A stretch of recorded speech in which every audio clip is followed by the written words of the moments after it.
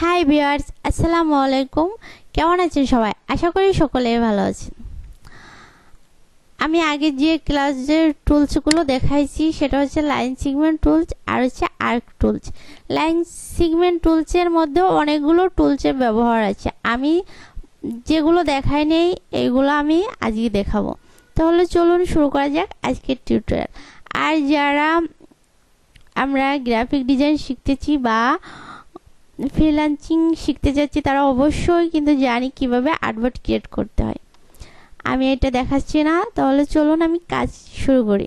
এখান থেকে স্পাইরাল টুলসটা আমি দেখাবো। এখানে একটি ক্লিক করব। ক্লিক করার পর আমি মাউসটা এভাবে ড্র্যাগ করলে আমার এরকম একটা শেপ দিবে, গোল একটা শেপ দিবে। এই শেপটা কিন্তু আমরা অনেকভাবে ডিজাইন করতে পারি। এই শেপটা মাউসটা আমি কিন্তু ছাড়িনি, মাউসটা ধরে রাখছি। ধরে রাখার পর কিবোর্ডের অল্টার আর কে চাপবেন, অল্টারও ধরবেন আর কেও ধরবেন। ধরলে পরে এটা কি আমার এরকম একটা গোল আকৃতি একটা শেপ দিবে। আমরা এই শেপটা কিন্তু আমি এখান থেকে স্ট্রোকটা একটু কমাই দিচ্ছি, স্ট্রোক এখানে বাড়ানো আছে। আমি কালারটাও চেঞ্জ করে দিচ্ছি। এরকম করে করে কিন্তু এই শেপ দিয়ে অনেক ডিজাইনগুলো করতে পারি। আমি আরেকটা শেপ নিয়ে দেখাচ্ছি। ধরেন এটাকে তো আমি আগে যেটা নিলাম অল্টার আর কে ধরে এটাকে আমি যদি একটু আমার এই শেপগুলো যদি একটু ছাড়াতে চাই তাহলে আমি কিবোর্ডের কন্ট্রোল ধরবো। কন্ট্রোল ধরলে আমার এরকম আগের জায়গায় আমি ফিরে যাব। আমার যেভাবে ইচ্ছা সেভাবে কিন্তু আমি এটা করতে পারবো। আবার এটাকে আমি সিলেক্ট করে যদি আমি এটাকে সিলেক্ট করি তাহলে কিবোর্ডের যে অ্যারোগুলো আছে, up arrow, down arrow, left arrow, right arrow, এই অ্যারোগুলো এরকম করলে কিন্তু আমার যেদিকে খুশি আমি এগুলো নিতে পারবো। ডাউন অ্যারো করলে পরে এরকম আসবে। আমি যে কোনোভাবে এটা দিয়ে কাজ করতে পারবো। ডাউন অ্যারোটা আসলে পরে আমার একটা একটা করে এই শেপগুলো ডিলিট হয়ে যাবে। আপ অ্যারো আসলে আবার ওই ডিলিটগুলো আবার পরবর্তীতে আগের জায়গায় ফিরে আসবে। আবার দেখেন এই স্পাইরাল টুলসের উপর যদি ক্লিক করে আর্টবোর্ডের উপর ক্লিক করি তাহলে আমার একটা বক্স দিবে। বক্সে এখানে আপনি যত সাইজ নেবেন তত সাইজ কিন্তু আপনি এখান থেকে নিতে পারেন। আমি ধরেন এখানে 50 দিলাম। আর হচ্ছে এখানে স্টাইল আছে, যে কোনো একটা আপনি ইউজ করতে পারেন। আমি ধরেন এটা ইউজ করছি, এটাকে ক্লিক করে ওকে করলে আমার ওরকম আসবে। আমি যে সাইজ নিয়েছি সেই সাইজ অনুযায়ী কিন্তু আমার এই শেপটা আছে। আমরা এইভাবে এটা দিয়ে কাজ করতে পারি। এখন আমি সবগুলো ডিলিট করে দিচ্ছি।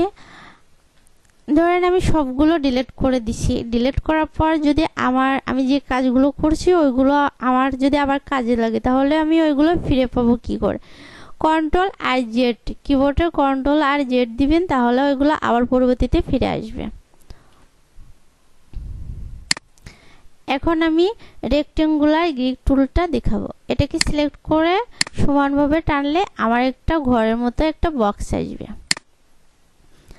আসার পরে দেখেন আমাদের এই বক্সটা কি কাজে লাগে। এটাকে আমরা অনেক সময় ক্যালেন্ডার তৈরি করি, সেটার জন্য কিন্তু আমাদের এই রেক্টেঙ্গুলার গ্রিড টুলটা কাজে লাগে। আবার রেজাল্ট শিটের জন্য আমাদের এটা প্রয়োজন হয়। এটা করার জন্য যদি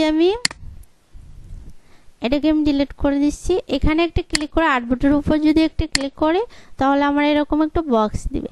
এখানে আপনারা যত সাইজ অনুযায়ী নিতে চাচ্ছেন এখানে নিতে পারবেন। এখানে ধরেন আমি 15 দিলাম। আর এখানে হরিজন্টাল আর হচ্ছে ভার্টিক্যাল। এখানে আমি হরিজন্টাল দিব 8 আর এখানে ভার্টিক্যাল দিব 5। তারপর ওকে করে দেব।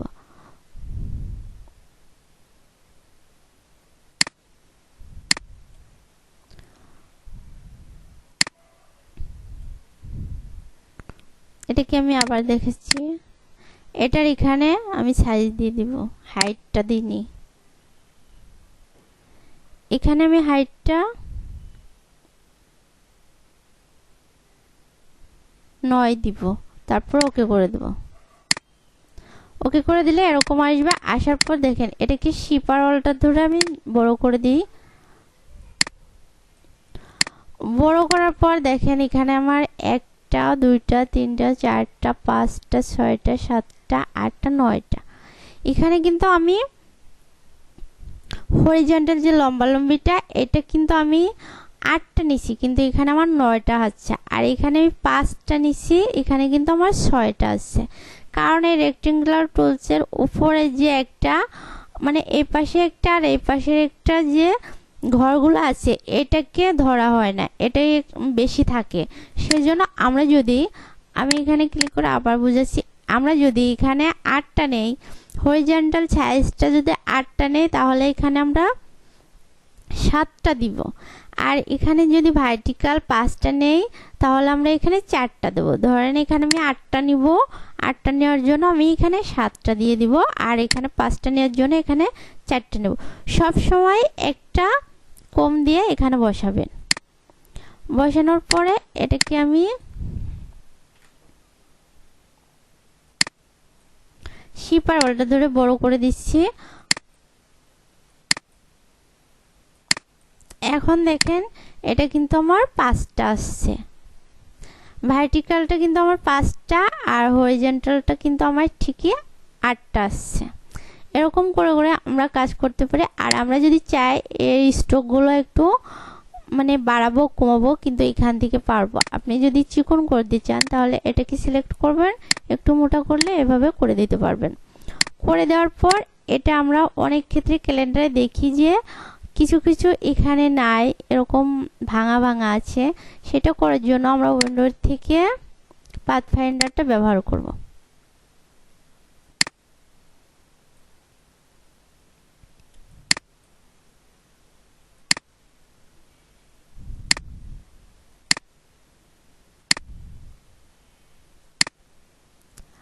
পাথফাইন্ডার ব্যবহার করার পরে এটাকে সিলেক্ট করে আমি এখান থেকে ডিভাইড করে দেব।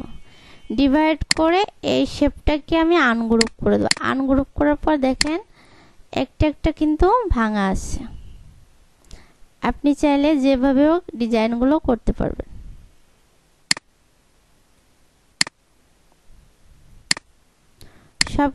সবগুলো কিন্তু আলাদা আলাদা হয়ে আছে। এইভাবে করে আমরা রেজাল্ট শিট বা ক্যালেন্ডার তৈরি করতে পারি। অবশ্যই এটা বুঝতে পারছি। আমি এখান থেকে আরেকটা টুলসের ব্যবহার দেখাবো, এটা হচ্ছে ফুলার গ্রিড টুলস। এটাকে ক্লিক করে যদি আমি এরকম মাউসটা এরকম ড্র্যাগ করি তাহলে কিন্তু আমার গোল আকৃতি একটা শেপ দিবে। শেপ দেওয়ার পর এটাকে কিন্তু আমরা অন্যভাবে ছোট বড় করতে পারি। কিবোর্ডের অল্টার আর কে চাপলে এটা আমরা যতটুকু নেওয়ার আমরা নিতে পারি, ছোট বা বড়। এভাবে অল্টার আর কে চেপে মাউসটা এভাবে করলে আমরা যতটুকু নেওয়া ততটুকু নিতে পারি। আবার অল্টারের শিফট ধরলে একই। এটা করার পর দেখেন এই যে যে গোলের যে আকৃতির যে চিহ্নগুলো আছে এটা কিন্তু আমরা অনেক ঘন করে দিতে পারি। আবার লম্বালম্বি এটা আছে এটাও কিন্তু আমরা পারি। এটা করার জন্য আমি এখান থেকে আরেকটা শেপ নিচ্ছি। শেপ নেওয়ার পরে আমি কিন্তু মাউসটা ছাড়বো না। মাউসটা না ছেড়ে কিবোর্ডের যে অ্যারোগুলো আছে, আপ অ্যারো আছে আর ডাউন অ্যারো, আপ অ্যারোটা ধরলে আমার ওই গোলগুলো কিন্তু এরকম ঘন হয়ে যাবে। আর যদি আমি ডাউন অ্যারোগুলো ধরি তাহলে কিন্তু একটা একটা করে এরকম ডিলিট হবে। পুরোটাই কিন্তু আমি চাইলে ডিলিট করে দিতে পারি। আবার আমি চাইলে কিন্তু একটা একটা করে এরকম চেপে কিন্তু আমি আবার ফিরে আনতে পারি। আবার এই যে লম্বালম্বি যে দাঁড়গুলো আছে এটাকে যদি আমি লেফট বাটন চাপি, এটা করলে যে লম্বালম্বির এটা থাকবে না। রাইট বাটন চাপলে এটা আবার আমার ইচ্ছা মতো আমি নিতে পারবো, ফিরে আনতে পারবো। যতটা আমার ইচ্ছা হবে ততটা কিন্তু আমি এভাবে নিতে পারবো। এরকম করে করে কিন্তু আমরা এরকম ডিজাইন করতে পারি। এটাকে ছাড়ানোর জন্য আবার লেফট বাটন চাপলে সবগুলো আবার আগের জায়গায় ফিরে যাবে।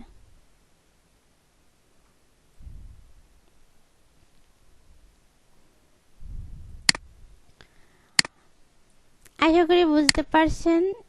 এই ছিল আমার আজকের ভিডিও, এতটুকু আমি রাখবো এখানে। যদি ভালো লাগে তাহলে অবশ্যই লাইক করবেন, কমেন্ট করবেন, শেয়ার করতে ভুলবেন না। আর নতুন নতুন ভিডিও পেতে অবশ্যই আমার চ্যানেলটি সাবস্ক্রাইব করে রাখবেন। ভালো থাকবেন, সুস্থ থাকবেন। আসসালামু আলাইকুম।